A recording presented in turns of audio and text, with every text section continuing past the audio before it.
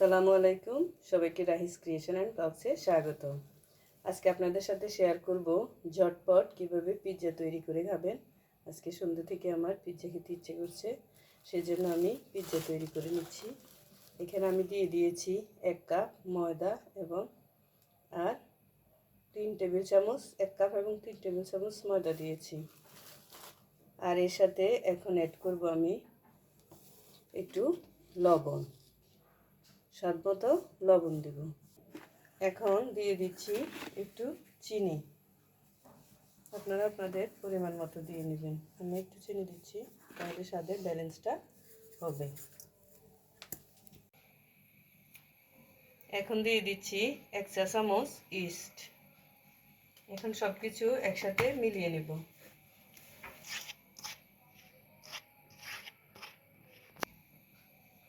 সাথে দিয়ে দিচ্ছি একটু বাটার। এখন দিয়ে দিচ্ছি কুসুম গরম দুধ, অর্থাৎ কুসুমের চেয়ে একটু বেশি আছে, কারণ আমি দুধ দিয়ে এই ডোটা করব, তবে এটা একটা সফট ডো হবে।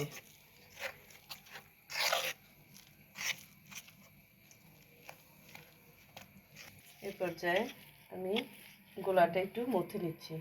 এখন দেখতে পাচ্ছেন এটা একটু আঠালো ভাব, কিন্তু মোথা মোথা অবস্থায় সেটা স্বাভাবিকে চলে আসবে। পিৎজার জন্য এরকম সফট গোলাই তৈরি করতে হবে। এটা যখন আমি ভালোভাবে মথে নিব, তখন কিন্তু এরকম আঠালো ভাবটা থাকবে না। আপনারাও কিন্তু এভাবে দুধ দিয়ে যখন করবেন এবং হালকা একটু বাটার দিলে ডোয়ের যে স্মেলটা এটা অনেক ভালো আসবে। এ পর্যায়ে আমি একটু মথে এটা রেস্টে রেখে দিব আধা ঘন্টার জন্য। আধা ঘন্টা পর আপনাদেরকে দেখাবো ডোটা কেমন হয়েছে। এখানে আমি 200 গ্রাম বুকের হাড় ছাড়া মাংস নিয়েছি, মুরগির বুকের মাংস, এবং এখানে দিয়ে দিচ্ছি আমি গরম মশলা হাফ চা চামচ, দিয়ে দিচ্ছি একটু আদা বাটা, একটু রসুন বাটা, একটু জলপাইয়ের আচার। এখন দিচ্ছি সয়া সস,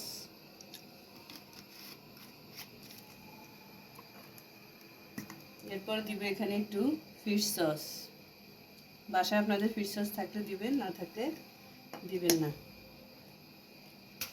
এরপর এখানে দিব একটু মরিচের গুঁড়ো। আমি চিকেনটা একটু ঝাল করব, সেজন্য একটু বেশি মরিচের গুঁড়ো দিলাম। এরপর এখানে দিচ্ছি একটু চিকেনের মশলা, অল্প পরিমাণে দিলাম। দিচ্ছি এখানে একটু লবণ, লবণটা দেখে দিবেন, কারণ সসে কিন্তু লবণ থাকে।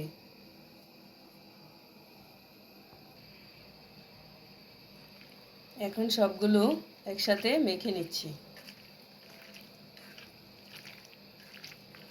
মেখে 5 মিনিট রাখবো, এরপরে ভেজে নিব। এখন পিৎজা সস তৈরি করে নিব, সেজন্য এখানে আগে থেকে দিয়েছি একটু বাটার।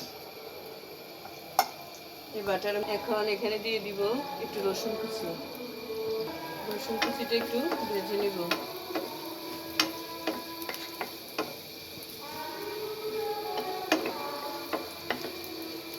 রসুনটা যখন ভাজা হয়ে গিয়েছে, তখন আমি এখানে দিয়ে দিব টমেটো সস। আগে বলেছি পিৎজা সস কিন্তু বাসায় নেই, সেজন্য আমি নিজেই সসটা তৈরি করে নিচ্ছি। এটা দিয়ে খেতেও কিন্তু অনেক ভালো লাগে। এখন এখানে সাথে দিয়ে দিচ্ছি একটু সয়া সস।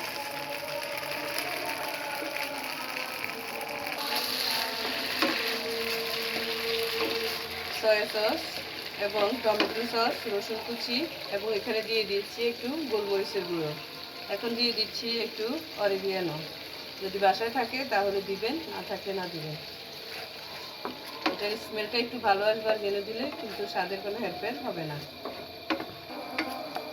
আমার পিৎজা সসটা কিন্তু রেডি হয়ে গিয়েছে, এখন আমি এটা নামিয়ে নিব। এখন পিৎজা সসে যে পাতিলি করেছিলাম, সেই পাতিলে আমি একটু সয়াবিন তেল দিয়ে দিয়েছি, এবং ওই সয়াবিন তেলে আমি এখন চিকেনটা ভেজে নেব। চিকেনটা 5 মিনিট রেস্টে রেখেছিলাম, এখন সেটা ওই তেলে হালকা ভেজে নেব। চিকেনের পরিমাণ বেশি দিলে খেতে মজা হয়। আপনারাও চেষ্টা করবেন চিকেনটা বেশি দেওয়ার জন্য।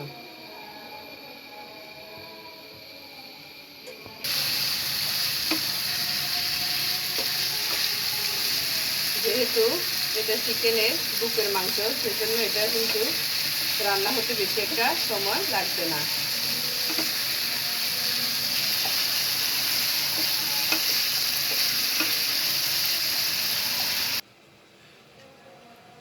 আধা ঘন্টা রেস্টে রাখার পর আমার আটার ডোটা অনেকটাই ফুলে উঠেছে, দেখতে পেয়েছেন। এখন আমি এটা আরেকটু মথে নিব।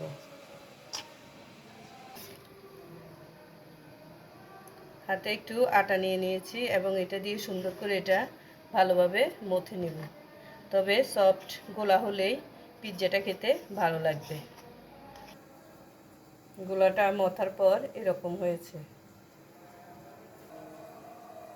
এখন আমি একটা স্টিলের প্লেট নিয়ে নিয়েছি, যেটা আমার বাসায় ছিল, এটাই নিয়েছি। আপনারাও আপনাদের বাসায় যদি এরকম স্টিলের প্লেট থাকে তাহলে এই প্লেটে আপনি কিন্তু পিৎজাটা বেক করে নিতে পারবেন। আমি এখন এখানে কিছু ময়দা ছিটিয়ে দিয়েছি। ময়দাটা ছিটানোর পর এখান থেকে ময়দাটা একটু ঝেড়ে নিব। পিৎজার ডোটা নিয়ে পিৎজার শেপ দিব। এভাবে যদি ময়দা ছিটিয়ে দেন তাহলে আমাদের কাজটা কিন্তু ভালো হবে।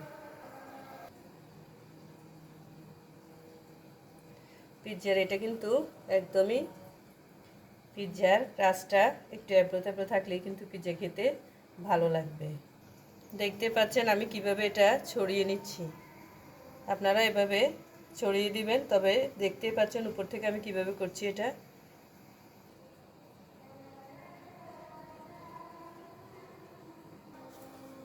এটা কিন্তু ততটা কিন্তু পাতলা আমি করিনি। যেই প্লেটে আমি পিৎজাটা বেক করব সেই প্লেটে কিন্তু আমি নিয়ে নিয়েছি আগে থেকে, পরে আর উঠানো ঝামেলা থাকে না। দেখতেই পাচ্ছেন আমি কিভাবে এটার শেপ দিয়ে নিচ্ছি। আপনারা এভাবে দিবেন। উপরের দিক কিন্তু একটু মোটাই রেখেছি, আপনারা এভাবে রাখার চেষ্টা করবেন, তাহলে পিৎজার শেপটা দেখতে ভালো লাগবে।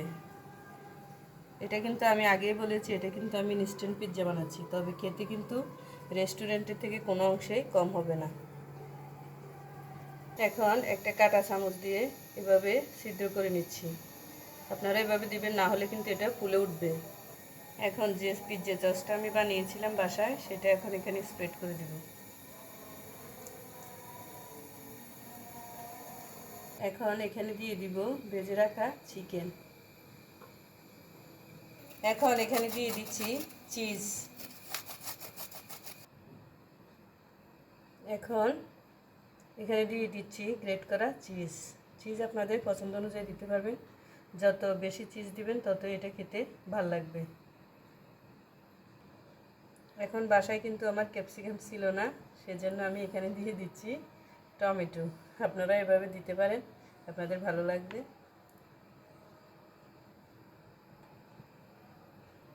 এখন দিয়ে দিচ্ছি স্লাইস করা পেঁয়াজ, রিং করে কেটে নিয়েছি, আপনারা এভাবে কেটে নেবেন। এখন আরেক লেয়ার চিকেন দিচ্ছি। এখন দিয়ে দিচ্ছি ক্রাশ করা মরিচ। এখন আবারও দিয়ে দিচ্ছি গ্রেট করা চিজ। চিজ যত বেশি দিবেন পিৎজা খেতে কিন্তু ততটাই ভালো লাগবে।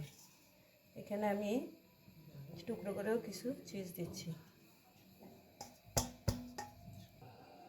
এখন আমি একটা ডিমের কুসুম নিয়ে নিয়েছি, শুধুই কুসুম, এখানে কিন্তু সাদা অংশ নেই।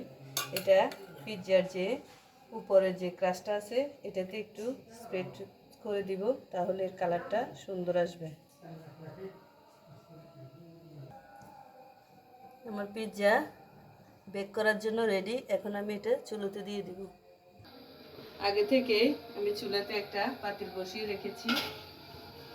এখন এটা আমি চুলোতে বসিয়ে দিব।